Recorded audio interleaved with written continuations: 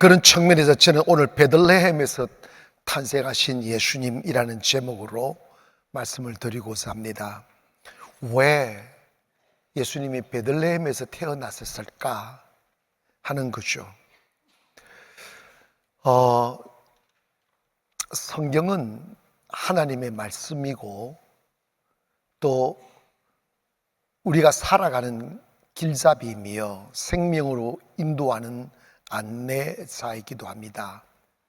근데 성경은 이렇게 갑자기 하나님이 이렇게 기분대로 툭툭툭 내뱉으신 말씀이 아니라 정확하게 미래를 보시고 그 말씀하신 바 모든 말씀은 시간이 되면 그대로 이루어졌고 또 이루어질 것이기 때문에 우리는 성경을 사람의 말이 아닌 하나님의 말씀으로 믿습니다.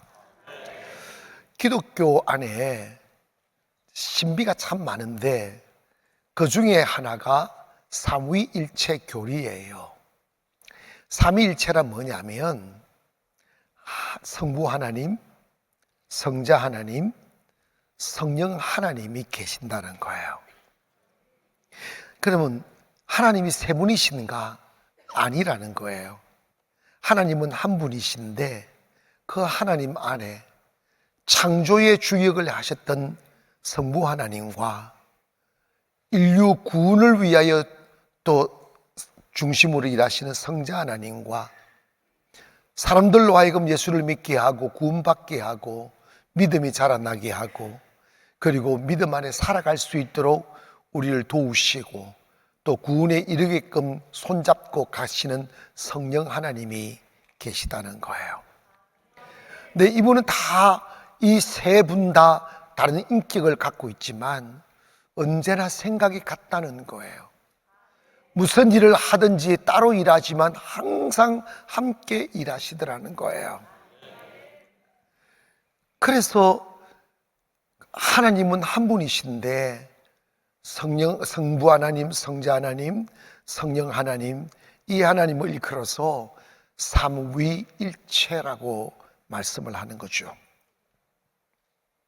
인간이 타락했을 때 성부 하나님은 그 타락한 인간을 포기할 수는 없으니까 그 인간을 조건 없는 사랑과 은혜로 구원시키기 위한 길을 선택하시고 계획하시는데 그게 뭐냐면 아들 예수 그리스도를 이 땅에 보내어 우리의 속죄물 아사셀 어린 양이 되어서 우리의 모든 죄를 짊어지고 십자가에 죽게 하셔서 그 죽음의 대가로 우리의 죄가 용서받을 수 있는 그 계획을 하셨습니다. 그러면서 율법 시대인 구약 시대에 하나님은 그 인간 구원을 위하여 언젠가 보내주실 메시아는 어떤 분인가를 보여주시기 위하여 족장들을 선택하여 그들의 삶을 통하여 예수님은 이런 분이란 말씀해 주시고 제사를 통하여 예수의 보혈의 능력이 무엇인지 가르쳐 주시고 또 왕들을 통하여 예수님의 모습이 이런 모습이라는 것을 통하여 보여주시기 위한 예언적 의미를 갖고 있는 것입니다. 때가 되어 예수님이 이 땅에 오시기 전 하나님은 미가 선지자를 통하여 예수님이 이 땅에 왜 오시고 어디에서 태어나시고 그리고 이 땅에서 뭘 하실지에 관하여 다 이미 예언하셨습니다. 예수님이 이 땅에 오시기 전 700년 전에 미가 선지자를 통하여 메시아 탄생의 예언을 하게 하고 그분이 이 땅에 오실 때 베들레헴에서 태어날 것이다까지 다 말씀하셨는데 미가서 5장 2절에 보니까 베들레헴 에브라다야 너는 유다 족속 중에 작을지라도 이스라엘을 다스리는 자가 내게서 나올 것이라고 했습니다. 예수님이 태어날 때 그냥 아무 때나 태어나는 게 아니에요. 이미 다 장소까지 말씀하셨어요. 베들레헴 에브라다야 이면 그 베들레헴에서 예수님이 탄생하실 것이다 말씀하시고 그분이 태어나실 때 왜 성경에 예수님 이전 2000년 전, 3000년 전부터 아브라함을 알게 하고 다윗을 알게 했던가? 그는 예수님의 육신으로는 아브라함과 다윗의 혈통으로 태어나실 것을 이미 예언하셨어요. 그래서 마태복음 1장 1절에 보면 예수님의 계보를 아브라함과 다윗과 예수 그리스도의 계보다. 그래서 예수님은 다윗의 혈통을 통하여 이 땅에 오실 것을 이미 예언하셨고, 또 예수님이 오셨을 때 유대인들은 다윗의 자손 예수여 라고 말하면서 혈통적으로는 다윗의 혈통으로 태어나신 분이다, 그 말씀을 하는 거예요.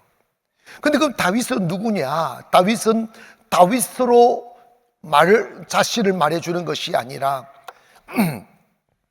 이새의 아들들 중에 가장 작은 자, 존재감 없는 자, 그냥 태어나자마자 양치기로 살아가던 시골 촌뛰기 같은, 아무도 그를 대단한 사람으로 인정할 수 없는 환경 속에 태어나 그렇게 살아가던 다윗을 하나님이 부르셔서 그를 그 안에 하나님을 갈망하게 하고 예배자로 살게 하고 하나님만 바라보며 성령을 받고 그 능력으로 사자의 입을 찢고 뜨거운 사랑과 따뜻한 가슴으로 어린 양을 먹이며 때가 되어 하나님이 훈련을 시키셔서 왕을 세우셨어도, 그가 왕위에 올랐어도 목자의 자리에 있을 때나 왕위의 자리에 있을 때나 변함없이 겸손하고 변함없이 예배자로 살고 변함없이 하나님을 갈망하고 하나님을 섬기며 살아갔던, 그래서 하나님의 마음에 너무 흡족하시니까 사울왕으로 인하여 다 망가지고 깨어지고 포로되고 다 가난해져 버린 이스라엘, 무너져 버린 이스라엘을 이름 없는 다윗을 선택하여 하나님의 사람이 되니까 그 하나님의 사람이 되어진 다윗을 통하여 무너진 나라를 세우고 그 나라가 부강해지고 포로된 나라가 자유를 얻게 되고, 그전에는 주변에 힘 있는 나라에게 조공을 바치면 머리를 조아리며 그리고 눈치 보며 살았었는데 다윗이 딱 왕이 되자마자 그 나라를 축복하시니까 하나님이 주변에 포로를 삼았던 나라를 도리어 식민지로 삼고 그들이 도리어 이스라엘의 조공을 바치며 다윗 왕의 다른 이방 왕들이 와서 다윗 왕의 머리를 숙이고 조아리고 놀라운 영광과 부유와 축복을 누리도록 만들어 주셨습니다. 이와 같이 예수 그리스도도 이 땅에 다윗처럼 초라하게 오셨어. 낮은 자의 모습으로 오셨어. 하나님 사랑하고 섬기고 진리대로 살아가고, 그러므로 인하여 하나님이 그를 축복하사 만왕의 왕이 되게 하시고 모든 가난한 자의 부유가 되게 하시며 길 잃은 자에게 길이 되시며 생명 잃어버린 자에게 생명 되시는 주님이실 것을 다윗을 통하여 가르쳐 주셨던 것이죠. 그렇게 보면 성경은 정말 섬세하고 한번 내뱉은 약속이 이루어지지 아니하는 게 단 한 가지도 없다는 거죠. 그래서 오늘 저는 예수님이 베들레헴에서 태어난 그 이유에 관하여 말씀을 드리는데, 예수님이 베들레헴에서 태어나신 것은 첫째로 예수님은 우리의 생명의 떡이다 는 것을 말씀하고 있는 것입니다. 성경에는요 뜻없는 게 없어요. 베들레헴, 그냥 베들레헴인가 보다, 좀 귀티나는 이름 같이 느끼시지 않아요? 그런데 여러분 봐봐요. 당시 이스라엘의 베들레헴은 아주 변방에 있는 조그마한 시골입니다. 아무도 그 땅을 기억하지 않는 이름 없는 조그만 시골 마을이고 조금 언덕 위에 있는, 그래서 조금 이렇게 그 산지 같은 그런 느낌을 주는 동네였어요. 그런데 참 놀라운 것은 그 땅이 참 비옥하여서 많은 곡식을 재배할 수가 있고 먹을 게 넘쳐났다는 거예요. 그래서 베들레헴이란 뜻이 뭐냐, 먹을 것이 많다고 해서 떡집이란 뜻이야. 먹을 것이 많다 이 뜻이라고. 베들레헴 뭐 위대한 뜻이 없어요. 그냥 먹는 도시, 먹을 게 많은 동네. 아멘. 그냥 아마 염소 잡아먹고 뭐 양 잡아먹고 그랬겠지. 그 막 곡식 잘 나니까 이렇게 먹고. 가난했던 시절에 먹을 것이 많다. 그래서 떡집이다. 그래서 베들레헴이라는 이름을 지었고, 신기하게도 예수님이 그 먹을 것이 많은 떡집이라는 이름을 가진 베들레헴에서 태어나게 하셔서 예수님이 인류에게 무엇인지를 예시해 주는 거예요. 그게 뭐냐면 예수님 말씀하셨어요. 나는 생명의 떡이야. 이 말씀하신 거예요. 사람은 육과 영으로 구성되어서 있습니다. 그런데 여러분, 이게 육은 빵을 먹어야 돼요. 밥을 먹어야 되고 음식을 먹어야 되고 이게 영양소를 섭취를 해줘야 우리 육신의 건강을 유지시킬 수가 있고 또 이렇게 에너지를 얻을 수가 있죠. 그런데 참 이게 아이러니한 게 사람들이 있잖아요. 가난할 때는 나 좀 돈 좀 많아졌으면 좋겠다. 실컷 우리 어릴 적에 우리 형들이 주변의 그 동네 형들이 너무 배가 고프니까 내 생애에 쌀밥 한 그릇 원 없이 먹으면 먹을 수만 있다면 원이 없겠다는 말을 했어요. 그걸 내가 들었다니까. 요즘은요, 쌀밥 많이 주면 탄수화물 많이 먹으면 살찐다고 내가 머슴이야 이런다니까. 어떻게 하면 탄수화물 안 먹으려고. 아니, 내 친구 목사는 같이 밥을 먹는데 밥꽁치를 쏙 빼더라고. 그래, 국에 있는 국물만 먹고 반찬 먹고 있더라고. 아니, 그 밥을 안 먹어 그랬더니 살 뺀다고 탄수화물을 안 먹는데요. 미친 세상이야. 그냥 먹어요, 그냥.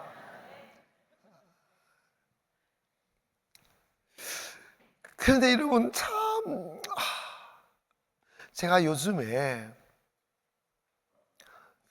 일이 많아서 그런지는 모르지만 제가 상가에서 개척할 때 조그마한 곳에서 개척을 했을 때 이런 성전을 지을 거라는 것은 상상도 못하지. 바닥에서 한번 기어보세요. 오늘 생존만 할 수 있어도 감사한 거야. 그런데 여러분, 그때 자리에서 지금의 모습을 바라보면 최상이잖아. 모든 우리 가난의 시설이 얼마나 잘 되어 있는지 여러분 한번 구석구석 한번 가봐. 먼지 하나 없어. 먼지 한 게 없는가 하면 별 의미는 없지만 모든 건 깨끗하게 이렇게 만들어 놨는데, 그러면 제가 좋아야 되잖아. 이제 하나님 성전 주셨어. 어머나, 성가대도 이쁘네. 뭘 이뻐? 그냥. 어머나. 상가 있을 때 보면 상가 목사님의 얼굴로 다 어머나. 다 어머나야. 그런데 여러분, 어디 월세 살 때는 전세 그립고 전세 살 때는 내 집 그립고 이런데 내 집 막 사가지고 넓은 집 가가지고 다 이사하면 일주일만 딱 좋아. 일주일만 딱 좋아. 좋은 게 하나도 없어. 여러분, 왜 사람들이 도시에 와서 기름진 삶을 동경함으로 막 열심히 아침 일찍 저녁 늦게까지 땀 흘리고 수고해서 더 좋은 환경을 만드는데 왜 마음은 점점 시들어져 갈까요? 왜 외로워지고, 왜 우울해지고, 왜 불안해지고, 왜 쓸쓸해집니까? 만족이 없는 거예요. 저녁에 밥 실컷 먹고 배부르게 밥 실컷 먹었는데 밥 많이 먹어가지고 행복하다, 너무 좋다, 이런 인간이 없어. 막 부딪혀가지고 아이고 괜히 많이 먹었네, 뭐 이러는 거지. 그리고 유독 서울 강남의 사람들이 우울증에 많이 걸려 강남에 작은 정신병원이 제일 많다는 거예요. 송도도 이제 점점 정신병원이 생겨나고 있어요. 왜 그러느냐 하면 좀 살만해서 높은 아파트에 이렇게 또 송도 꼭대기층에 가면 이게 막 화려한 전등불이 얼마나 화려해요, 이렇게. 그런데 세상에 위스키 마시야 잠을 자고 쓸쓸해 미친다는 거예요. 방 곳곳마다 외로움에 지쳐 산다는 거예요. 그리고 허무해지는 거지. 그렇게 열심히 달려봤는데 거울 보니까 내가 이런 걸 잡으려고 내 젊음을 다 바쳤냐 싶으니까 너무 삶이 허무해지는 거지. 이거는 인간이기 때문에 그런 거예요. 지난주에 우리가 도쿄 가난에 가서 입당 예배를 드렸잖아요. 드렸는데 화요일이 입당 예배고 월요일은 영상 끊고 제가 앉아가지고 편안하게 설교하면서 이제 저만 이게 설교하지 할 게 아니라 우리가 학교 교실에서 예배를 드리다가 한 1년 반년 동안 이렇게 해서 건물을 이렇게 리모델링을 하고 깨끗하게 해서 이렇게 예배 드리고 하는 이런 과정에서 느꼈던 느낌들을 이야기하게 했어요. 그랬더니 어떤 분은 내가 우울증에 걸려서, 내가 다 알잖아. 처음에 저 만났을 때 그분들의 얼굴을 내가 왜 모르겠어요. 우울증에 걸리고 낙심하고 쓸쓸하고 외롭고 삶을 포기하고 싶고 다 이런 분들이었어요. 그런데 일본은 더 잘 살려고 행복하려고 일본 땅까지 왔어. 이렇게 열심히 살아. 분명히 처음에 일본 갔을 때 시분파리하고 관리강 나가고 리아카 장사하고 막 이러는데 이제는 자가용 타고 다닌다? 왜? 일본 아멘했어요? 여러분 아멘해야지. 여러분 내 젊은 차가 어디 있었어? 자가용 타고 다니고 아파트에서 살고 다 하잖아. 나는요 젊었을 때 결혼해가지고 조그마한 귀퉁이 방에서 부잣집 화장실에서 월세 살았는데 요즘 청년들 보면요 결혼을 하면요 아파트를 갖다가 사가지고 처음부터 시작하더라고. 인생에 재미가 없을 것 같아. 그냥 월세 가면서 막 나는요 제가 이게 처음 이렇게 돈을 벌어 가지고 제가 번 돈으로 처음에 예전에 칼라 텔레비전, 음성 다중 텔레비전 뭐 이런 게 있었어. 한국말도 너무 영어도 너무 그런다고 해서 그걸 돈 모아 샀는데 그것도 14인치 조그만한 거. 그 텔레비전도 아니야 그거. 요즘 핸드폰도 그만큼 해. 근데 그거 하나 샀더니 얼마나 좋은지 맨날 텔레비전만 봤어 이렇게. 아니 텔레비전 화면을 본 것보다도 텔레비전 요즘은요 텔레비전 온천지 텔레비전 붙어 있어. 우리 도쿄 가난한 교회는요 사람보다 텔레비전이 많아요. 홀마다 텔레비전 붙여놨어. 영상 보라고 이렇게. 그런데 분명히 어제보다는 더 나은 삶인데 왜 쓸쓸할까요? 왜 인생이 허무해질까요? 왜 밤마다 분명히 예전보다 더 좋은 잠자리에 잠을 자고 누웠는데 왜 가슴에 찬바람이 불어올까요? 이유가 있어요. 예전에 우리가 시골에 살 때 그냥 초가집이고 뭐 기아집이고 그런데 시골에는 다 입으로 들어가는 거니까 설거지하고 이런 걸 아까우니까 이 마당에다가 돼지 우리를 만들어 놓고 돼지를 같이 키워요. 돼지를 같이 키우면 거기서 갇혀서 이제 돼지가 사는데 이게 저녁이나 점심때 밥 먹고 설거지하고 밥 찌꺼기나 뭐 딩기 뭐 좀 타가지고 탁 주면 푹쭉 먹잖아 이게. 탁 먹고 배가 불러가지고 그럼 하면서 그냥 후에도 툴렁 들어 누워. 돼지가 배가 다 부른데 내가 이걸 위해 사나? 왜 이렇게 인생이 허무하지? 왜 이렇게 쓸쓸하지? 이런 돼지 있어? 돼지는 미기로 배만 부르면 만족해. 그런데 사람은 그렇지 않아요. 아무리 좋은 집에 배불리 먹여놔도 쌀쌀한 거에 만족이 없는 거예요. 왜 온 세상이 마약 때문에 실험을 합니까? 더 좋은 옷을 입었는데, 더 많은 음식을 먹었는데 만족이 없으니까, 영혼이 너무 목이 마르니까, 견딜 수 없는 외로움과 허무함이 자신의 삶을 막 힘들게 하니까 그 정신적인 억압과 갈등에서 벗어나고 싶어서 마약에 취해버리고 싶은 거지. 그러다 보니까 마약이 인생을 망치고, 그래 대부분 30대에서 다 자살하여 죽어요. 지금 미국과 저 서양 유럽이요, 마약으로 죽는 사람이 훨씬 많다는 거예요. 사랑하는 여러분, 사람은요 공부 많이 했다고 행복하거나, 돈 많다고 행복하거나, 아니면 좋은 집에 산다고 행복하거나 이런 게 아니라니까. 하나님이 우리 인간을 지으실 때 빵으로만 만족할 수 없도록 영을 주셨어요. 이 영은 빵을 먹어 만족하는 것이 아니라 우리의 영혼의 떡이신 하나님의 말씀과 예수 그리스도를 알므로 만족할 수 있는 거예요.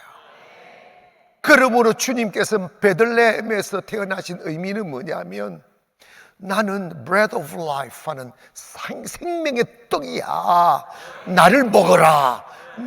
그 주님을 먹는 것, 오늘 설교 말씀을 내가 하나로 받아들이면 나도 모르게 내 영이 살아나는 것이, 나도 모르게 나의 마음에 있는 어둠이 떠나가는 것이지, 우울증이 사라지는 거지, 내 인생을 살아갈 수 있는 기백이 다시 일어나는 거지. 우리가 지친 육신도 쉬고 음식을 골고루 영양소를 주면 몸이 회복하듯이, 여기 지쳐 비틀거리던 사람들도 교회 와서 하나님 말씀 듣고 영이 살아나면 세상의 그 어떤 삶의 무게도 이겨낼 수 힘이 있는 거야. 인생은요, 짐이 무거워서 무너지는 법은 없어요. 기력이 상실되고 영혼이 병들어 버리면 작은 저항도 못 이겨내요. 그러나 영이 팔팔 살아나면 이 마귀가 벌떼처럼 몰려와도 맨몸으로 이긴다니까. 그러므로 교회에 오셔서 예수님이 내 생명의 떡이야 하며 사람들에게 기웃거리고 사람들 주변을 돌지 마시고 예수께로 돌아가기를 원합니다. 여기 와서 예수님 만나면 행복해지는 거야. 다른 데 왜 신경을 쓰느냐고. 주님 만나기를 원합니다. 주님 만나면 내 영혼이 만족하게 되고 힘을 얻게 되고 또 세상을 능히 이길 수 있는 에너지가 들어온다니까. 교회에 오셔서 다른 사람들이 얍삭한 도움의 손길을 내밀 것을 기대하지 마시고 예수님 만나면 인생이 달라져. 주님과 인생을 승부하기를 원합니다. 그래, 주님 만나면 죽은 자가 살아나는 거야. 이 자리에도 여러분 우울증 걸리고 삶을 포기해버렸던 사람들 많이 계세요. 그런데 주님 만나니까 달려온다니까. 세상에 두려워서 문을 걸어 잠갔던 분들이 안배를 한다니까. 다시 사업을 잘하고 거기에 하면 믿음이 없는 사람들, 여기에 눈이 뜨지 않아서 그게 진짜 맞나 싶어도 그게 맞아요. 주님 만나면 어떤 일이 일어나요. 주님 만나면 우리 모든 필요를 주님이 채워주셔요. 내 영혼이 살아나고 정신이 살아나고 꿈들이 생겨나고, 그리고 허리띠 딱 졸라매고 여기 땅 하고 딱 걸어갈 수 있는 힘이 생기는 거야. 마귀 새끼는 세상 그만 살아라고 그래요. 그만 가라고 그래. 너 충분히 힘들었다고. 너 지칠만 하다고. 너 있잖아, 너 얼마나 상처 많이 받았니? 위로 좀 받아야 돼. 너 세상에서 좀 소외되라. 너 어두운 곳으로 들어가라. 가짜 위로 받아라 그래요. 솔직히 말해서 고생 얼마나 했어? 힘들었으면 얼마나 힘들었냐고. 그거 다 사탄의 거짓의 위로야. 믿고 다시 일어나기를 원합니다. 여러분 그런 고백 많이 하시잖아. 인생 접으려고 했는데, 그만 살려고 그랬는데, 이제 은퇴하려고 그랬는데, 우리 가나안 와가지고 다시 시작한다고, 다시 일어난다고, 다시 꿈을 꿨다고. 거기에 여러분 왜 아멘을 안 해? 또 거기에 맴매만 해? 다시 일어났다고, 다시 시작할 것이라고.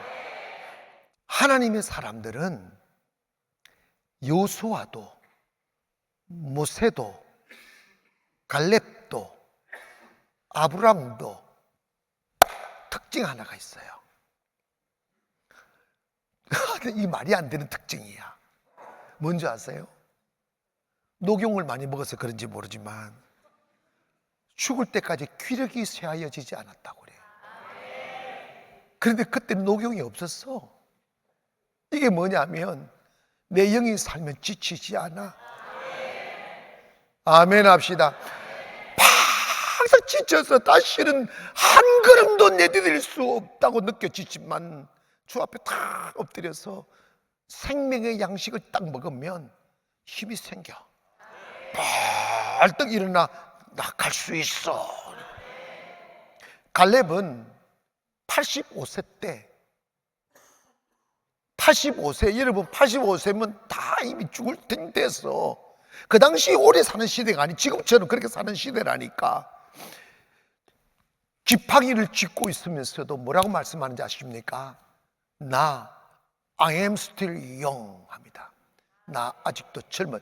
여러분 있잖아, 한국 사람들은 좀 나쁜 게 있어.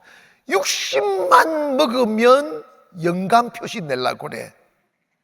나이 자랑, 여러분 이 세상에서 나이 자랑하는 것보다 바보가 없어. 여러분 있잖아, 몇 살입니까? 할 때 항상 한 15살 깎아버려. 나이 먹으면 막 대우받고 싶어 하고, 이러고. 옛날 여러분 그런 있잖아. 거지같이 살면서도 담배 때 물고 폼 잡고, 아이고, 자기 자식들은 굶겨놓고. 그거 얼마나 웃기는 짓이냐고. 여러분 있잖아요, 연세가 많을수록 우리 마음을 젊게 먹어야 돼. 나 아직 젊다고. 아멘. 그리고 나 아직 젊었다고 이러면서 나 가서 I can fight 하자. 내가 싸울 수 있다고. 나를 그 내 피리미 후손 안악 자손들에게 보내달라고 하잖아. 나 그들과 싸우러 간다고. 여러분 이거 보통 문제가 아니에요. 하나님의 사람은 지치지 않아요. 고백합니다. 주여, 나에게 생명의 양식을 주세요. 아멘. 나는 요 교회 와가지고 이래서 막 이러면 막 그냥 막 속에서 부글부글 울거려요. 이 미식이 뭐 네가 고생했으면 뭐 얼마나 했다고, 네 나만큼 했어? 뭐 이 생각이 들어. 교회 오셔서 베들레헴 떡집, 예수님이 생명의 떡이다. 그래서 예수님 요한복음 6장에 보면 내 살을 먹어라, 내 피를 마시라. 내 살을 먹고 내 피를 마시는 자는 그 안에 생명이 있고 영혼이 죽지 않는다. 두 번째로 베들레헴에서 예수님이 태어나신 이유는 예수님이 메시아라는 확실한 사인을 주시는 겁니다. 베들레헴, 예수님이 다윗의 자손으로 태어났잖아요. 그러면 다윗과 고향이 같아야만 돼. 다윗의 혈통이 돼야 되니까. 다윗의 고향이 베들레헴이에요. 그래서 예수님도 베들레헴에서 태어난 거예요. 아멘. 그 이유는 다윗은 다윗으로서 산 삶이 아니라 앞으로 이 땅에 인류를 구원하기 위하여 오실 메시아를 대표하는 사람으로 이 세상을 살아간 거예요. 메시아는 이렇게 살아가는 사람이야. 메시아는 이런 성품이 있어. 메시아에게 이런 은혜가 있어. 메시아에게는 이런 축복이 있어. 네가 메시아를 만남으로 가난한 목동이었던 그가 왕이 되고, 가난을 털어낼 수 없는 작은 자가 부유의 극치의 영광을 보게 되고, 그리고 짓밟혔던 자가 나라를 통치하는 통치자가 될 수 있다는 거예요. 그래서 다윗은 그 다윗 한 개인의 삶이 아니라 예수 그리스도를 예시해 주는 인물로 세상에 살았다, 이 말입니다. 그러므로 이 예수님이 베들레헴에서 태어났다, 다윗의 고향에서 태어났다는 말씀은 예수님이 이 땅에 오실 메시아다는 것입니다.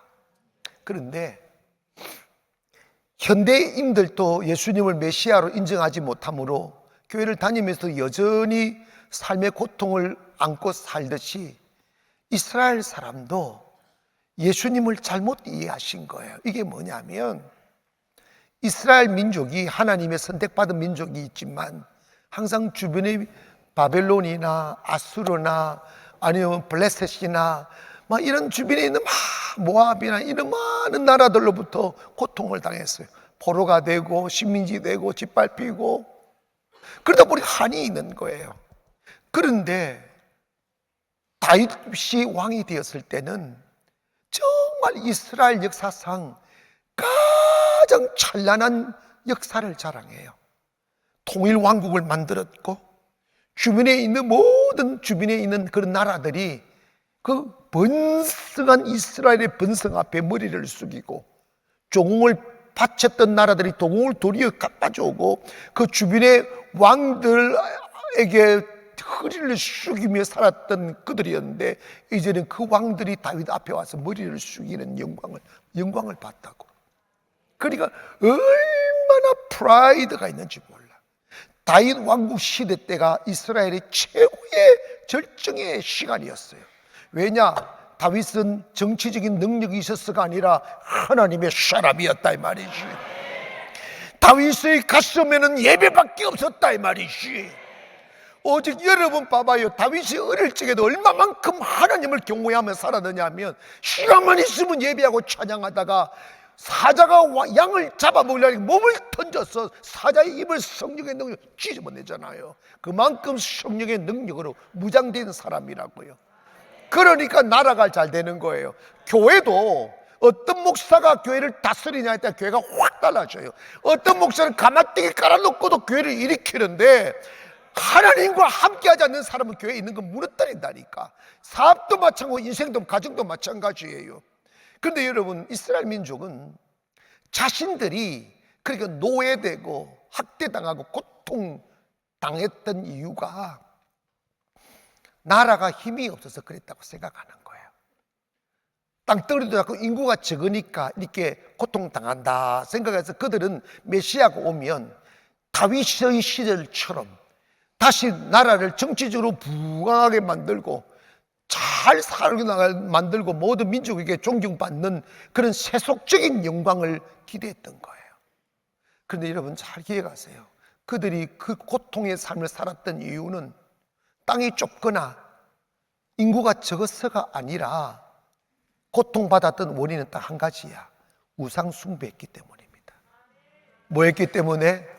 우상 숭배했기 때문에. 귀신 앞에 머리를 조아리고 하나님을 배신하고 하나님을 섬기지 않고 세상을 섬기며 살았던 그 결과로 하나님이 하나님 앞으로 돌아와 하나님을 섬기라고 고통을 주시는 거예요. 사랑하는 성도 여러분, 오늘 우리도 똑같습니다. 인생 살다가 내 맘대로 길이 걸어지지 아니하고 정말 웃음으로 다가갔는데 그 사람이 나에게 냉소하고 가슴에 상처를 남기고 세상이 내 맘대로 안 되고 나는 성공을 바랬었는데 무너지게 만들고, 이런 게 사실은 여러분 있잖아, 뭐 죄가 많아서 그렇게 생각할 것까지는 없고 하나님이 다 우리를 다져가는 과정이에요. 더 겸손하라고, 더 하나님만 바라보라고, 돈 의지하지 말고 나 여호와 하나님 의지하라고, 사람에게 기대리 하지 말고 여호와를 기대라고. 교회에 오셔서 사람에게 상처를 받는 이유는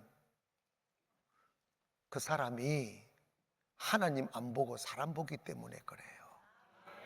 계속 그러면요 사람 때문에 망가져요. 우리가 사람에게 그 어떤 기대를 갖지 않고 사람에게 기대리 하지 않고 하나님 말씀대로 사람의 도움으로 살지 아니하고 메시아이신 예수의 도움으로 살고 예수님 의지하고 여러분 교회에 나오고 예수님에게 초점 맞추면 사람한테 상처받을 이유가 뭐가 있어요? 그러니까 그 사람이 문제인 거예요. 고백합시다. 내가 문제입니다. 눈을 돌려야 된다니까. 예수님을 딱 바라봐야 돼. 답을 예수님에게서 찾아야 된다고. 인생에 자꾸 내리막 걷고 뺑뺑이 돌고 그리고 상처 입고 쓰러지고 자빠지는 반복은 하나님이 안 계시거나 교회가 나쁘거나 세상이 거칠거나 이런 게 아니에요. 결국은 문제는 여러분에게 있어요. 여러분 쏘가지를 고쳐야 돼. 더러운 눈을 떠야 돼. 교회에 오셔서 주님 외에 다른 것이 보는 것은 타락의 우상이라고. 사람에게 기대를 안 하면 실망할 게 있어요, 없어요? 니는 시부리라 나는 간다 이러면 되잖아. 사람한테 잘 보려고 사람에게 마음 뺏기고 사람한테 기대하니까 어느 사람이 자기 인생도 힘든데 다른 사람의 기대를 채워줄 수가 있어. 그래서 여러분 잘 기억 성경에 딱 못을 박아놨어요. 도울 힘이 없는 인생을 의지하지 말라. 근데 왜 인생을 의지합니까? 여러분 믿음 없고 철 없는 성도들은 어머나 목사님이 저를 도와주시겠네. 그 전에 이런 일이 있었어요. 어느 한 믿음 없는 성도가 처음으로 세상에 나가는데 보험을 했어요. 보험을 냈는데 보험회사에서 교육을 하는 거야.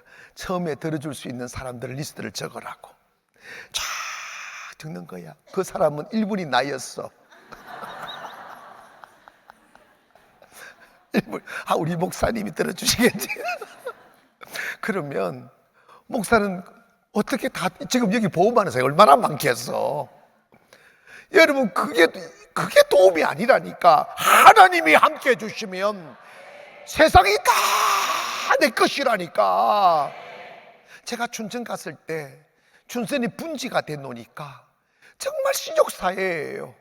교회도 아들이 목사고 아버지가 장로고 큰형님이 안수집사고 이래 나는 그래서 당신은 예수님보다 위대하다고 그랬어. 예수님도 고향에서 목회를 못했는데 어떻게 당신은 고향에서 목회를 하느냐고. 근데 그분들이 같이를 내가 들어가서 가보니까 그분들이 같이 영이 살고 그런 것에 관심이 없어. 그저 자기들끼리 땡겨주고 미고주고 먹고 사는 데 관심이 있더구만. 여러분 있잖아요, 사람 때문에 상처를 받는 사람은 그 사람의 마음과 눈을 하나님께 두지 않고 사람에게 주었기 때문에 하나님이 그 사람을 살리려고 사람들로부터 상처를 받게 만드는 거야. 크게 아멘 하세요. 여러분 저를 통하여 받을 수 있는 것은 생명의 양식만 받아 먹기를 원합니다. 그 양식을 먹고 여러분 살아나면 세상은 여러분 앞에 무릎을 꿇게 되어져 있어요. 예수님이 메시아예요. 예수님에게 답이 있어요. 정말 그럴까? 못 믿어지고 안 믿어질 수도 있어요. 그러나 정말 믿고 한번 가보세요. 기도하면 주님이 답을 주십니다.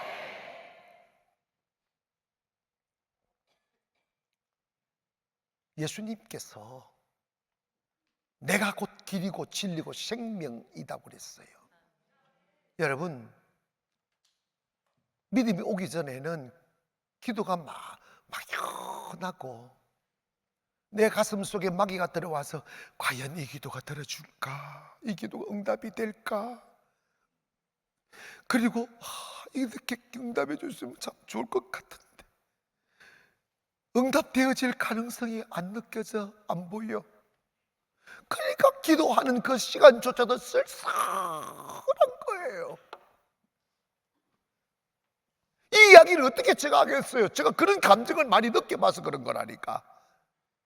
여러분, 왜 하면 아무도 반응이 없어요? 너무 전곡을 찔렸어요? 여러분 있잖아. 그런데 그 마음의 부딪힘을 못 이겨 가지고 하나님의 시간까지 못 기다리고 세상 가서 길을 찾잖아? 그러면 10년 뺑뺑이 돌다가 지친 영혼으로 실패자의 얼굴로 다시 돌아오는 사람 한두 사람 아니다. 나중에서 제가 깨달은 게 뭐냐면 하나님은 분명히 응답하십니다. 응답하시되 내 믿음의 분량만큼 응답하신다 이 말이지. 그러므로 여러분, 성탄을 기다리면서 여러분의 인생의 모든 문제들을 이렇게 저렇게 사람의 도움으로 풀려하지 마시고 주님에게 기대를 한번 가져보세요. 당신은 내 영혼의 메시아입니다. 이 말은 내 영육간에 전인격적으로 나를 구원해 주시고 도와주시고 세워주시고 응답해 주시는 주님이시다는 사실을 믿기를 바랍니다. 그리고 주님께서 마구간에서 태어나신 마지막 이유는 낮아지심을 보이시는 거예요. 여러분, 동방에서 별을 연구했던 천문학자들이 큰 별이 나타났을 때 필시 왕이 태어나는 징조로 여기고 별을 따라갔잖아요. 근데 별을 따라가다가 어느 그 예루살렘 어느 지역에 머무렀을 때 그들이 찾아간 곳이 어디입니까? 헤롯 왕궁이잖아요. 이건 사람들의 인식이에요. 만왕의 왕이 태어나서 왕궁에서 태어날 거라고, 아니면 뭐 미국 뉴욕 어느 맨하탄에서 태어날 거라고, 파리 에펠탑 밑에서 태어날 거라고, 뭐 그런 생각하지 않겠어요?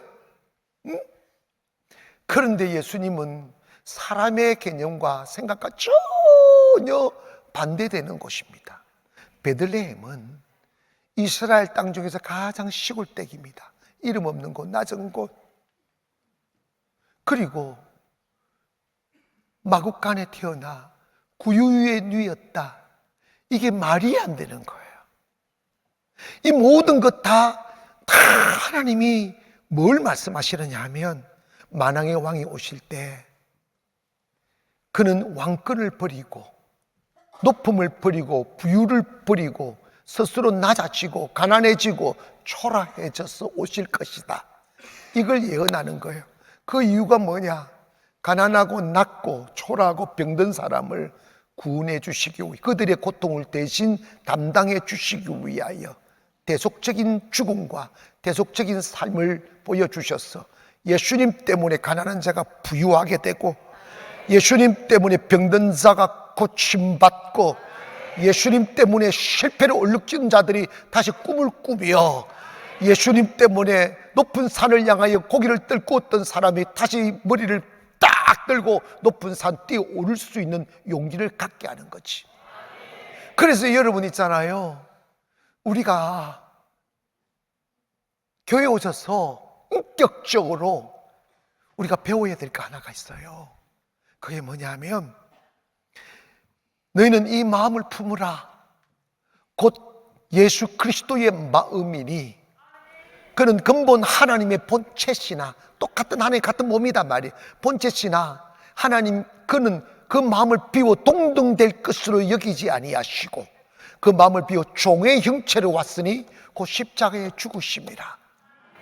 예수님의 성품이 그렇게 가장 높은 곳에 계시면서도 인간 구원을 위해 가장 낮은 옷을 입고 오셨단 말이야. 그렇게 했더니 하나님께서 그를 지극히 높여 만물이 그 발 앞에 무릎을 꿇게 하시고 경배하게 하셨다는 거예요. 여기서 여러분, 좀 더 열심히 예배하시고 가슴으로 주님을 사랑하기 시작하며 또 하나님이 내게 주어진 사명을 잘 감당하다 보면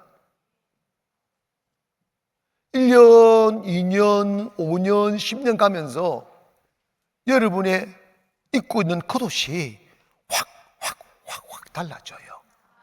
그게 축복이라니까. 크게 아멘 합시다.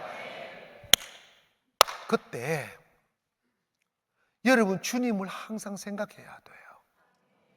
주님이 기뻐하는 성품은 겸손이다, 낮아짐이다. 크게 아멘. 여러분, 우리가 교회 처음에 믿음 없을 때 교회 오실 때는 낮은 자존감으로 오잖아요. 자존감이 낮은 사람은 자기 자랑을 좋아해요. 자존감이 낮은 사람은 뭔가 자기를 막 드러내고 싶어 해요. 어? 그래서 가락지도 임대해가지고 끼고 오고.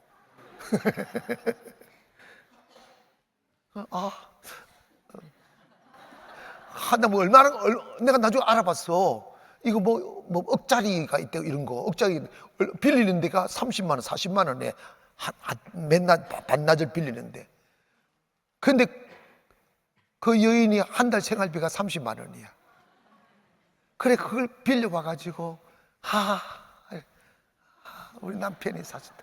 지 남편은 맨날 술 주중뱅이인데 많다 그렇게. 여러분, 영의 사람은요, 내 육체를 자랑하지 않는 거예요. 영의 사람은 내 안에 있는 예수를 자랑하는 거예요. 제발 자존감 낮게 그렇게 하지 마. 사람들 앞에 튀려고도 하지 마라. 낮아지는 게 주님의 성품이라고. 그게 아멘. 제가 목회하면서도, 목사님 세계에서도 막 자기 드러내려고 그러고 막 이렇게 막 이건 있잖아. 막 통에다가 매일 뭐 했다고 막 올려. 나 보기 싫다가 탁 지워. 이거 보내지 말라고, 내가 이런 거 보내지 말라고 하려고 하다가 그 낙으로 또 사는 것 같았어. 근데 그거 가보면 너무 교회가 초라해. 그 시간에 주님 만나지. 세상 앞에 나 여기 있으니까 나 좀 알아달라고 외치는 사람은요, 그 사람 바보 같은 사람이에요. 하나님 앞에 딱 준비됐어요. 주님을 만나십시오. 성령을 받으십시오. 아니, 하나님 아버지 앞에 인정을 받으시라고요. 그러면 하나님이 높이신다니까. 하나님이 그를 지극히 높여 만물이 그 발 앞에 무릎을 꿇게 하신다잖아. 자기를 만들 생각 안 하고 맘 받고 세상 자랑하려고 그래. 잘 될수록 더 겸손하세요. 사실 있잖아요, 우리 비교한다면 얼마나 하나님 우리 교회에 많은 은혜를 주셨어요. 그런데 진짜 내가 쫙 고생하고 연단받고 훈련받고 이 자리에 올라와 보니까 외형이 좋다는 생각이 전혀 없어. 더 주님 갈망하고 싶고, 더 주님 얻고 싶고. 여러분, 혹시 초라한 옷을 입고 교회에 이렇게 처음 오실 때 이렇게 쳐다보지 마. 어떻게 쳐다보면 보였어요? 따뜻한 마음으로. 막 사기꾼도 들어오고 백군도 들어오고 다 들어와. 그러다가 딱 진짜 안 될 사람이 걸리면 되게 다 돼 있어요. 처음에는 다 따뜻하게. 그리고 여러분, 주님이 우리를 높여주시고 축복하시는 것은 예수님처럼 섬기라고 하는 거야. 하나님 저를 축복하시면 주님의 섬김은 최율이라고 그랬어요. 높은 자가 낮은 자에게 방 하나 턱 던지는 게 아니고 눈높이를 같이 맞추는 거야. 같이 아파해주고 같이 외로워해주고 같은 레벨에서 봐주는 거예요. 그러면서 이 겸손이라는 것은 눈높이 맞추는 거예요. 나도 한때 그랬어. 나도 한때 외로웠어. 저는 이렇게 우리 집안 욕을 잘하잖아. 하지 말라고. 그런 사람이 있어. 제발 하지 말라고. 그런다고 해서 내가 안 하나? 여러분, 육체를 자랑할 거 없어. 다윗은 조라 목동이었잖아. 그런데 여러분, 그 목동이었기에 교만할 거리가 하나도 없으니까 낮아진 거지. 오늘도 주님의 은혜 없이는 하루도 살 수 없는 그 초막에다가 초원에다가 내팽개치고 매일 짐승과 싸우고 매일 다른 힘 있는 목동들과 싸우면서 살아갈 때 오늘날에도 하나님의 은혜가 없이는, 도와주심이 없이는 생존 자체가 안 되는 벌판이라고. 거기에서 어린 시절을 보내면서 하나님만 의지하는 겸손을 배운 거야. 그러니까 그가 왕이 되었어도, 최고의 지존이 되었어도 항상 그 가슴 속에 하나님을 향한 갈망이 있었다고. 하나님의 은혜에서 멀어질까 봐 두려워했다고. 사랑하는 성도 여러분, 항상 우리 이런 생각을 한번 해보시면 어떨까요? 우리 교회에서 내가 가장 낮은 사람입니다. 우리 교회에서 내가 가장 부족한 사람입니다. 이 생각 가지고 사시면 여러분 점점점 잘 된다. 비행기 탄다 진짜로. 또 비행기 탔다고 나 비행기 탔어 하루도 떨어지지 말고, 비행기 타도 낮아지고 제때기를 타셔도 낮아지고, 주님이 베들레헴에서 태어나신 것은 낮아지기 위함이라는 거야. 낮아져야 섬길 수 있어요. 낮아져야 살릴 수 있어요. 낮아져야 영혼을 살릴 수 있어요. 사랑하는 성도 여러분, 예수 그리스도가 이 땅에 구세주로 오셨습니다. 그게 성탄이죠. 이번 성탄절을 준비하면서 이 은혜 있기를 주의 이름으로 축원하고, 가슴 속에 뭔가 꽉 차 있는 느낌, 외롭지 않고 내게 꿈이 생기고 또 희망이 생기는 그런 성탄 되기를 주의 이름으로 축원합니다. 기도하겠습니다.